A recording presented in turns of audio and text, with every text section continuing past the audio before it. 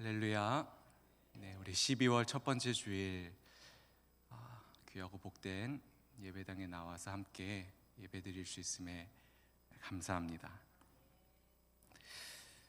원래 이 자리에는 우리 담임 목사님께서 계셔야 하는데 우리 목사님께서 지난주 화요일부터 이탈리아의 성지 순례를 가셨기 때문에 오늘 부교육자가 말씀을 전하게 되었습니다. 우리 목사님의 남은 일정을 위해서 건강과 안정과 평안을 위해서 기도하실 때 항상 기도해 주시기를 부탁드립니다.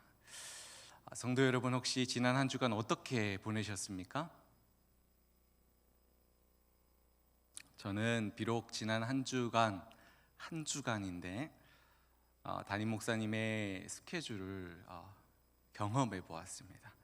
화요일 새벽, 수요일 새벽, 수요일 오전 저녁, 금요일 새벽, 금요 철야, 주일 새벽, 주일 1부, 2부, 그리고 수요일 저녁과 금요일 저녁에는 이제 소천을 앞두고 계신 분이 계셔가지고 저 수원 호스피스 기독병원에 가서 2번 방문해서 기도해드리고, 또 어제는 토요일에 그 오산 동탄에 있는 장례식장의 빈소에 가서 조문을 하고 왔습니다. 그리고 이제 오늘 예배 후에는 입관 예배와 발인 하관 예배를 또 집례해야 되는 상황이 있습니다. 이런 스케줄을 감당하면서 느낀 것은 우리 목사님의 그 수고에 감사해야겠다는 생각을 했습니다. 왜냐하면 사도 바울은 너희 가운데 수고하고 너희를 다스리며 권하는 자들을 알아주라 했는데, 여기서 알아주라가 가치를, 그 수고를 알아주라는 것이기 때문이죠. 사랑하는 성도 여러분, 우리 담임 목사님의 수고를 진짜 알아주셔야 합니다. 정말 제 아내가 잘 아는데 저는 이번 한 주간을 그 하숙생처럼 살았습니다. 자녀들 그냥 잘 때만 그냥 하고, 이제 애들 계속 온전히 두 아이를 다 제 아내가 양육하고, 제 삶은 오직 계속 그냥 교회에만 이렇게 준비하고 하는 거였고, 그러면 정말 우리 목사님의 수고를 우리가 알아드려야 된다는 생각을 했습니다. 뿐만 아니라 여러분, 지난 주간 비록 한 주지만 수고한 저도 좀 알아주시고, 우리 남아서 고생한 우리 사랑하는 우리 노 목사님,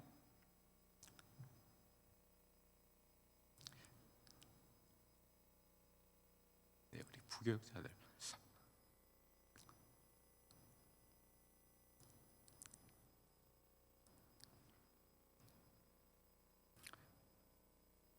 부교육자들이 고생이 많습니다. 알아주셔야 됩니다. 이 외에도 사실 우리 지난 한 주간을 우리가 살아가면서 이제 일상생활 속에서 수고한 우리 곁에 있는 직장에서나 병상에서, 또 우리 육아로 또 일터에서 수고하며 애쓴 우리 내 곁에 있는 분들이 다 그런 분이시죠. 그 성도님들의 수고를 우리가 서로 좀 알아주고 서로 좀 격려하고 또 위로해 줘야 합니다. 이것이 바로 이 하늘 가족의 모습이지 않겠습니까?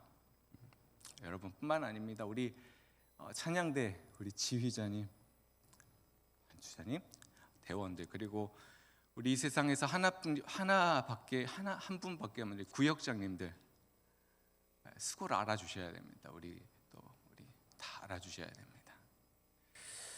우리 창 남전도 여전도 우리 권사회 안수입사 우리 회장단들도 다 우리가 정말 그냥 지나치지 말고, 또 예배를 위해서 안내로 봉사로 차량 봉사로 다 하는 분들을 우리는 그냥 무심코 지나가지 말고 정말 우리는 알아주셔야 합니다. 그러면 참 얼마나 좋을까요? 여러분, 오늘 말씀 제목을 좀 유심히 보신 분들은 알겠지만 뭔가 좀 빠진 듯한 느낌이 들지 않으셨습니까? 왜냐하면 영원함이로다. 이것은 제가 어떤 의도를 가지고 이렇게 했습니다. 그것은 우리 성도님들이 예배를 마치시고 나가실 때 무엇이 영원한가에 대해서 성도님들이 직접 좀 답을 달아보시면 좋겠다는 의도에서 뭔가 빠진 듯한 제목을 붙여봤습니다. 성도 여러분, 무엇이 영원합니까? 가난이 영원합니까? 슬픔이 영원합니까? 어려움이 영원합니까? 질병이 영원합니까? 사도 바울은 말합니다. 고린도전서 15장에 사망아 너희 승리가 어디 있느냐? 사망아 내가 쏘는 것이 어디 있냐? 우리에게 승리를 주시는 하나님께 감사하노니라고 말했습니다. 예수님께서도 말씀하셨습니다.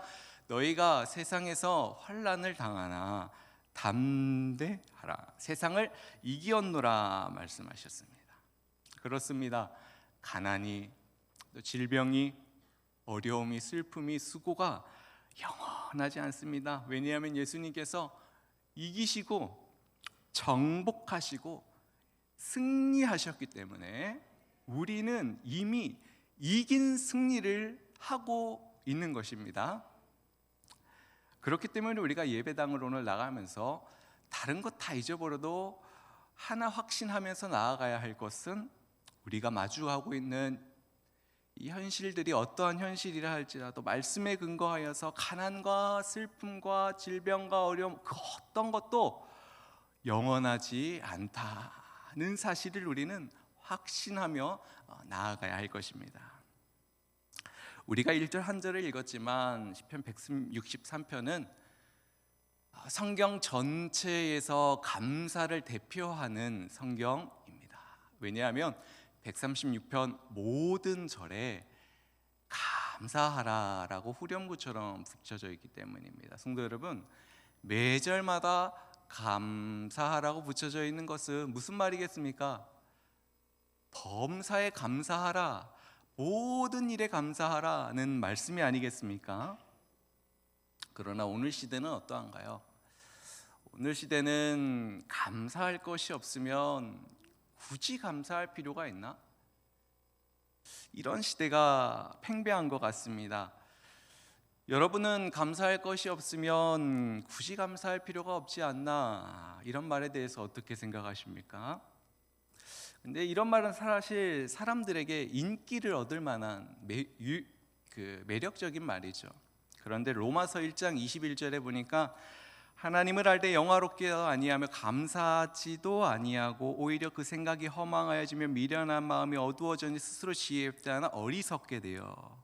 지금 이 말씀은 경건하지 않는 사람, 진노 아래에 있는 사람의 특징을 말씀하고 있는데, 경건하지 않는 사람의 특징, 진노 아래에 있는 사람의 특징은 하나님을 영화롭게도 아니하고 그 맥락 속에 바로 옆에 감사하지도 아니하며 라고 말씀합니다. 디모데후서 3장 2절에도 있습니다. 말세가 되면 사람들이 자랑하고 사랑하고 돈을 사랑하고 자랑하고 교만하고 비만하고 부모를 거역하고 감사하지 아니하고 거룩하지 아니하며. 여러분, 지금 이것은 감사하지 않는 것을 무엇과 함께 같이 놓고 있냐면 자기를 사랑하며 돈을 사랑하며 교만하며 비방하며 부모 거역하며 거룩하지 않는 것과 함께 뭘 놓고 있는 것입니까? 감사하지 아니하며를 동일하게 평가하고 있는 것입니다. 그러니까 감사가 와닿지 않으면 굳이 감사할 필요가 없다. 이 말은 사람들에게 인기를 얻을 만한 말인지는 모르겠지만 성경의 평가는 어리석은 말, 경건하지 않는 말, 교만한 말이라고 말하고 있는 것입니다. 그래서 감사에 대한 성경의 가르침은 무엇이겠습니까? 그것은 감사할 것이 없으면 감사할 필요가 없다. 이런 이 시대의 문화에 현혹되지 말고 오히려 너는 감사를 배우고 아까 앞서 기도한 것처럼 감사를 훈련하고 감사를 고백하라는 것입니다. 왜냐하면 감사는 하나님의 주권과 하나님의 섭리를 인정하는 사람만이 고백할 수 있는 것이 감사이고 그 섭리 신앙 위에 있는 사람만이 할 수 있는 것이 감사이기 때문인 것이죠. 그래서 건강한 교회는 어떤 교회일까요? 지속적으로 감사를 가르치는 교회입니다. 건강한 성도 어떤 성도예요? 지속적으로 감사를 찾고 배우는 성도이고, 건강한 신앙은 감사를 지속적으로 고백하는 신앙이 건강한 신앙이 아니겠습니까? 그러므로 우리 성도 여러분, 범사에 감사합시다. 부한 것도 감사하지만 가난한 것도 감사합시다. 건강한 것도 감사하지만 건강을 잠시 잃은 것도 감사하고, 잘 되는 것도 감사하지만 잘 되지 않는 것도 감사합시다. 여러분, 내가 좋아하는 사람이 내 곁에 있는 것도 감사한데, 내 곁에 내가 손 내밀기 싫은 사람이 있는 것도 감사합시다. 별로 인사하고 싶지 않는 그 형제 자매 있는 것도 우리가 감사합시다. 왜냐하면 성도 여러분, 하나님께서 이런 이들을 우리 곁에 두신 이유는 우리의 성장과 성숙과 우리의 사랑의 발전을 위하여서 하나님께서 우리 곁에 두신 하나님의 선물이기 때문에, 우리는 가까이 하고 싶지 않은 그 형제 자매를 붙여주신 것까지도 우리는 하나님께 감사해야 하는 것입니다.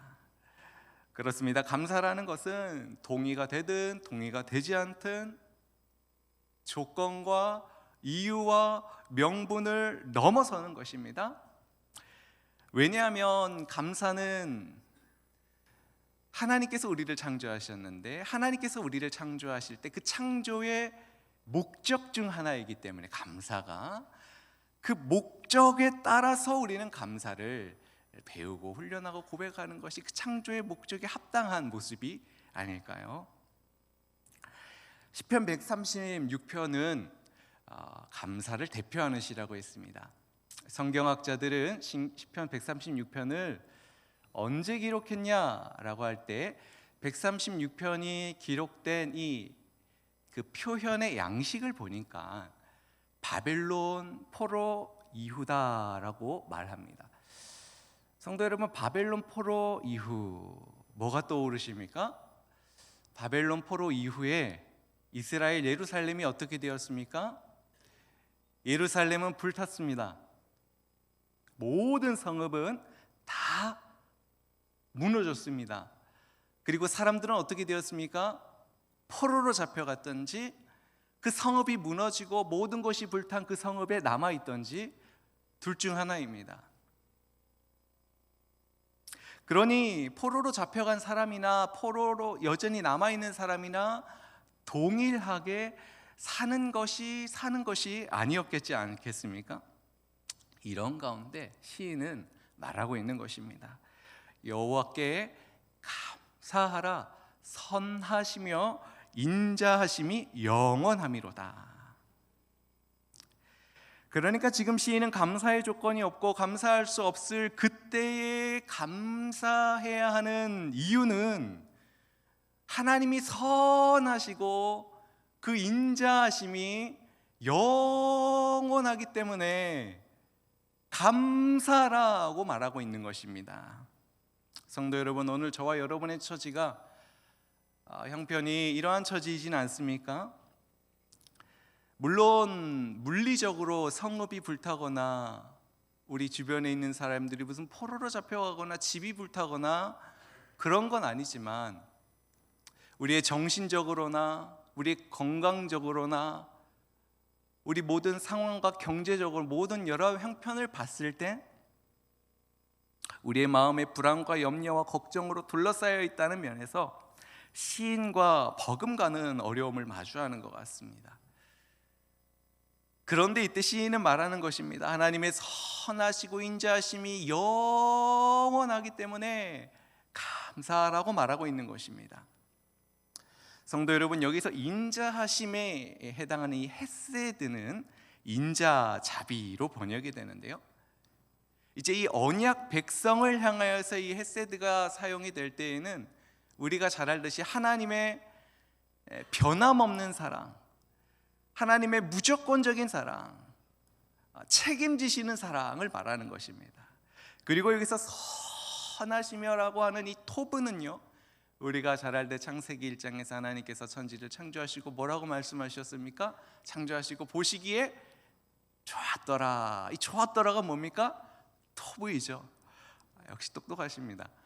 이 토브, 그러니까 이 토브를 지금 선하시며 말하고 있는데, 이것이 이제 언약 백성을 향하여서 적용이 될 때에는 하나님의 의지로 표현이 되는 것입니다. 의지, 무슨 의지냐면 하나님께서 그 언약 백성을 향하여서 가장 좋은 것으로, 그 언약 백성을 향하여서 가장 선한 것으로 공급하시고 인도하시겠다는 것이 이 토부, 언약 백성을 향하여서 그렇게 사용이 되는 것이죠.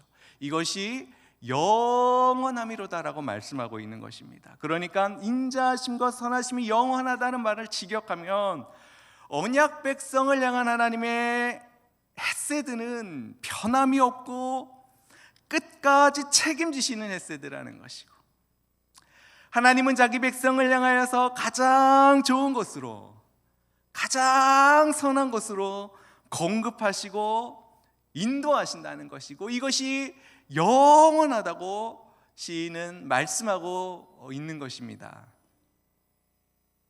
그러므로 성도 여러분, 오늘 우리가 정신적이든 심리적이든 경제적이든 불안과 염려와 걱정으로 둘러싸였다 할지라도 우리의 마음과 우리의 중심과 우리의 기초를 어디에 둬야 하겠습니까? 바로 이 언약 백성을 향한 하나님의 헤세드와 토부, 선하심과 인자하심이 영원하다고 하는 그 말씀 위에 우리의 마음의 중심과 마음과 우리의 형편을 올려둬야 하는 것입니다. 그렇게 되시기를 간절히 원합니다. 왜냐하면 천지를 창조하신 그 하나님께서는 우리를 어떻게 돌보시냐면, 마치 이 어머니가 이제 임신을 하시고 뱃속에 아기를 10개월 동안 품고 있죠. 그렇게 품듯이 언약 백성을 품는다고 말씀하고 있기 때문입니다. 이것이 자비로우신 하나님, 자비, 라훔의 명확한 뜻입니다. 여러분, 시편 136편은 크게 세 부분으로 나뉩니다. 4절에서 9절은 창조와 보존하시는 하나님, 10절에서 22절은 구원하시고 인도하시는 하나님, 21절에서 26절은 돌보시고 공급하시는 하나님으로 세 부분으로 나뉘는데, 지금 이 시간에는 제한적이기 때문에 시간이 두 번째 단락에 해당하는 이 구원하시는 하나님 그리고 인도하시는 하나님에 대해 좀 더 살펴보고자 합니다. 첫 번째로 시인은요, 구원하신 하나님께 감사하라고 말씀하고 있습니다. 우리 136편 10절과 11절입니다. 함께 읽습니다. 시작.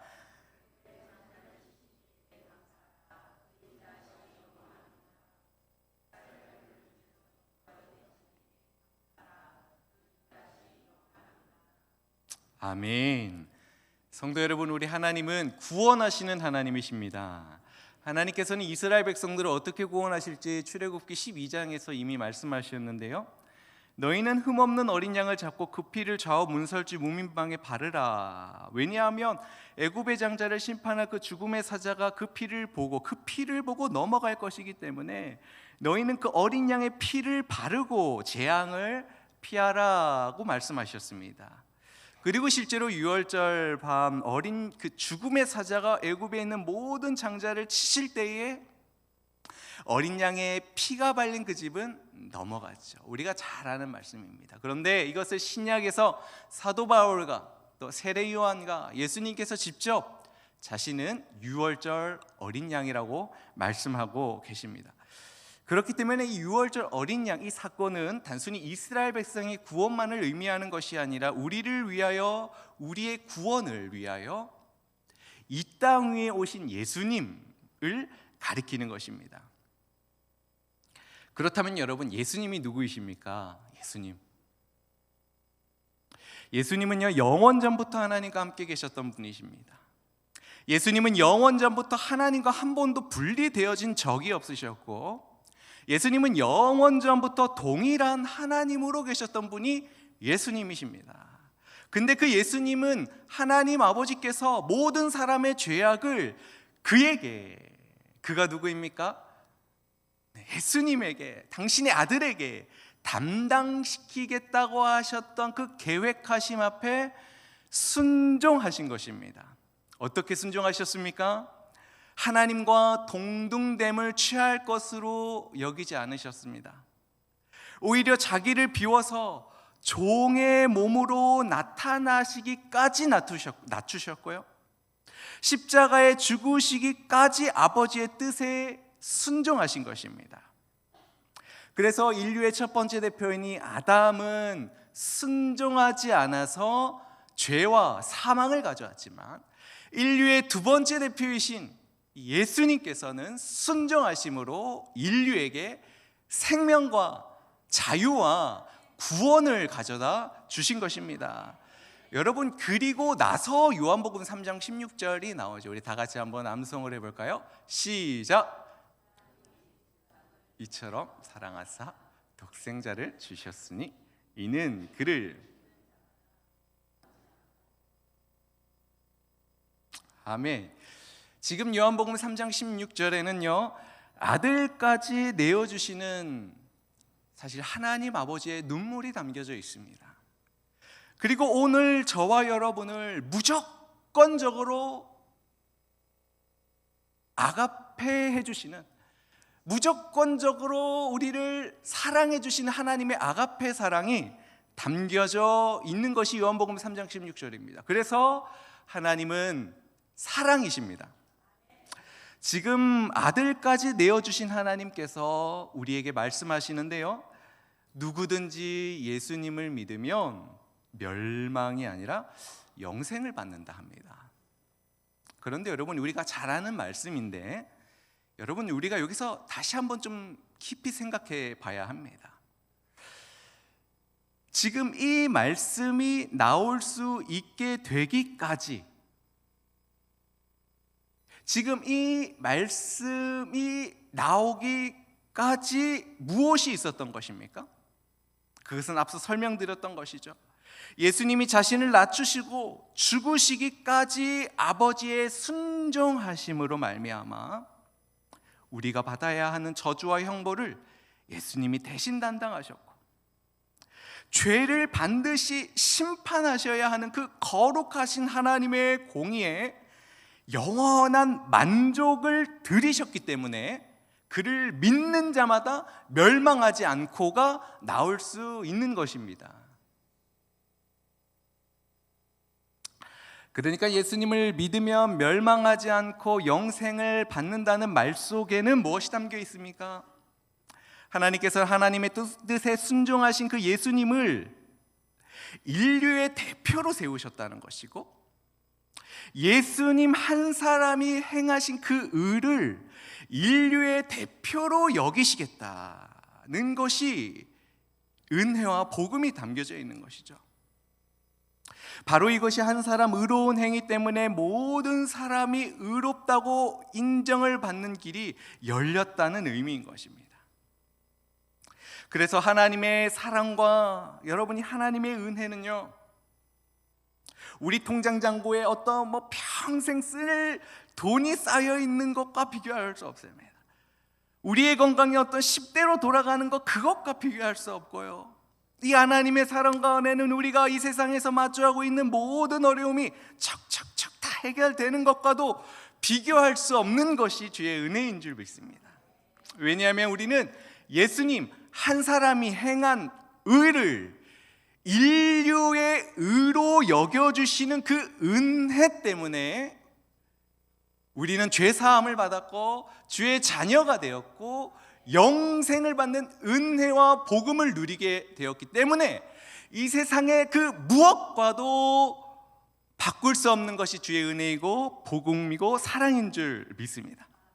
그러므로 우리가 첫 번째 감사해야 할 것은 우리를 죄에서 구원하시기 위하여 아들을 내어주시겠다고 하신 꼭 계획하신 성부 하나님의 사랑과 그 아버지의 계획하심에 자신을 비우고 낮추시고 죽기까지 순종하신 성자 예수님의 은혜와, 그리고 이 진리의 말씀을 알게 하시고 듣게 하시고 깨닫게 하시고 믿게 하시는 그 성령 하나님의 역사를 우리가 감사하면서 오늘 비록 우리의 현실이 어떠할지라도 우리가 이 완전하신 그 하나님의 사랑 안에 있다면, 고린도후서 6장 9절에 이런 말씀이 있습니다. 우리는 무명한 자 같으나 유명한 자요, 우리는 죽은 자 같으나 보라 살아있고, 징계를 받는 자 같으나 죽임을 당하지 아니하고, 근심하는 자 같으나 항상 기뻐하고, 가난한 자 같으나 많은 사람을 부여하게 되고, 아무것도 없는 자 같으나 모든 것을 가진 자라고, 그 사랑 안에, 그 사랑 위에 있으면 우리는 찬송할 수 있는 줄 믿습니다. 두 번째로 시인은 광야를 통과하게 하신 이에게 감사하라고 말합니다. 우리 12절에서 16절 말씀입니다. 12절에서 16절 다 같이 합독하겠습니다. 시작.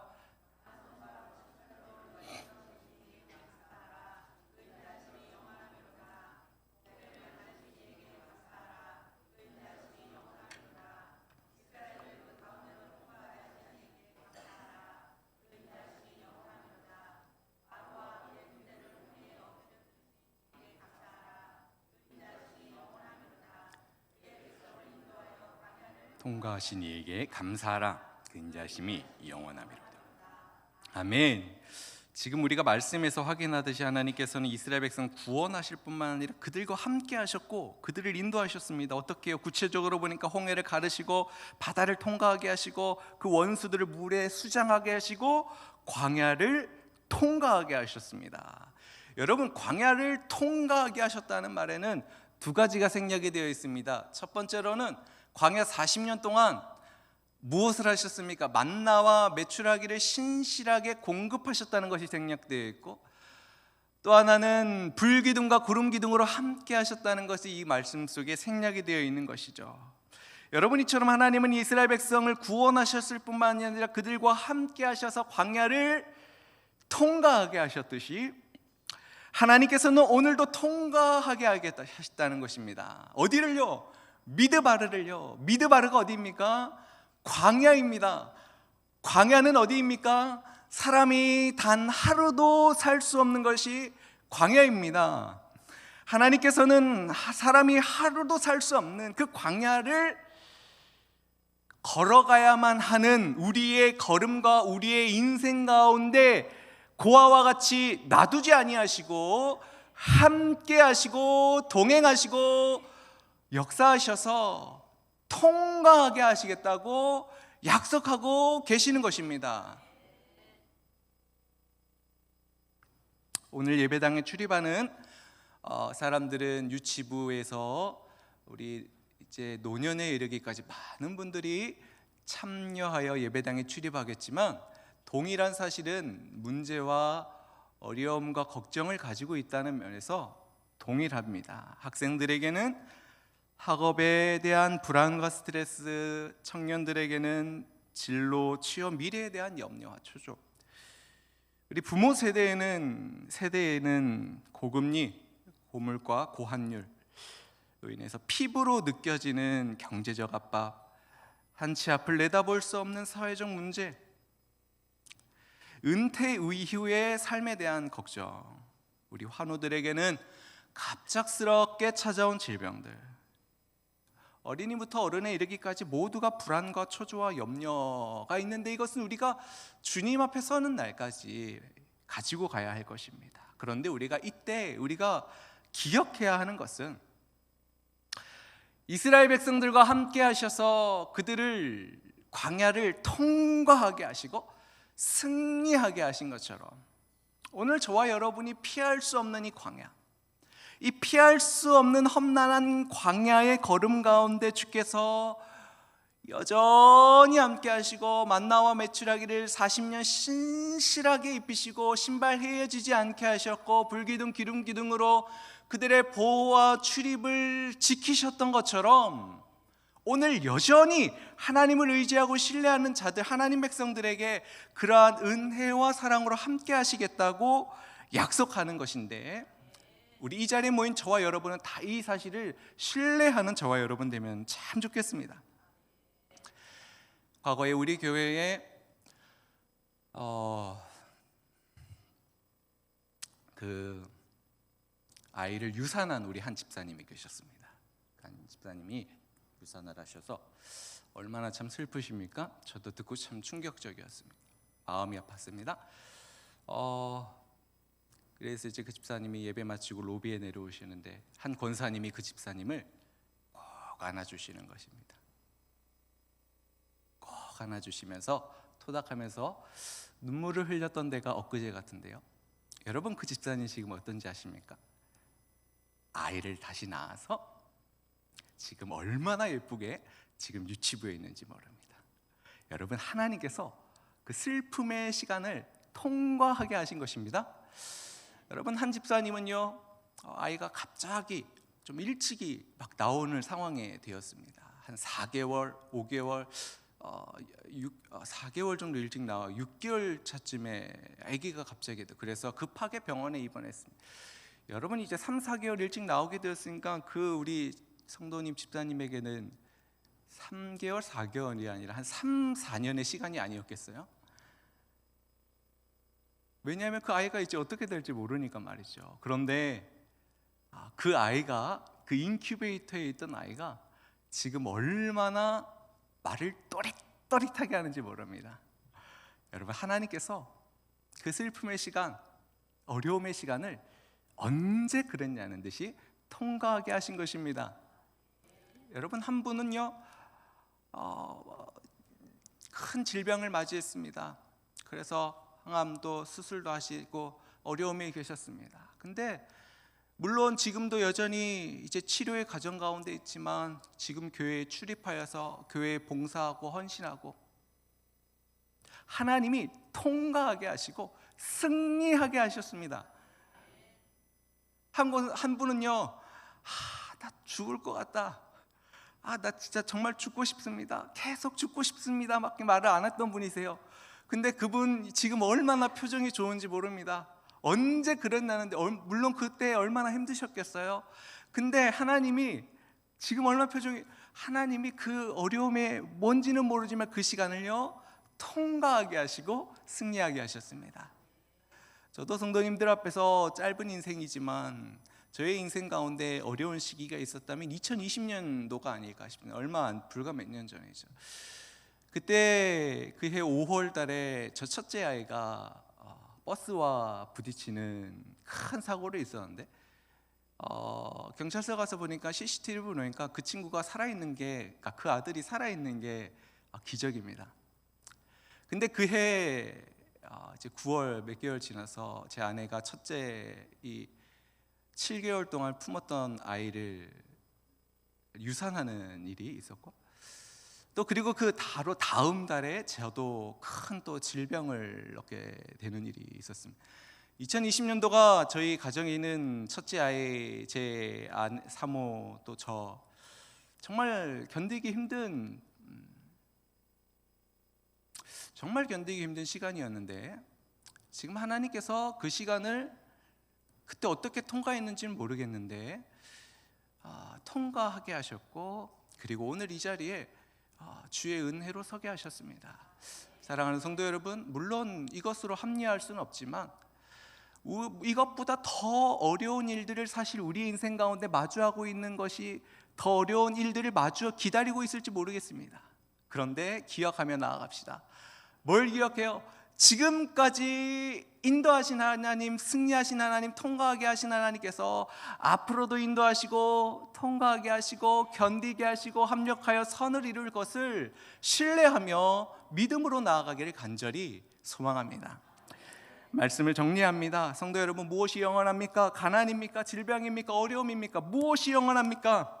아닙니다. 오늘 시인은 영원한 백성을 향한 하나님의 선하심 헤세드와 토부, 가장 좋은 곳으로 대접하시는 그 하나님의 토부, 선하심이 영원하다고 말합니다. 시편 139편 말씀에 보니까 내가 하늘에 올라갈지라도 거기에 계시며 스올에 내려갈지라도 거기 바다 끝에 가갈지라도 거기서도 바다 끝에서도 주의 손이 나를 인도하시고 오른손이 나를 붙드신다 했습니다. 무슨 말입니까?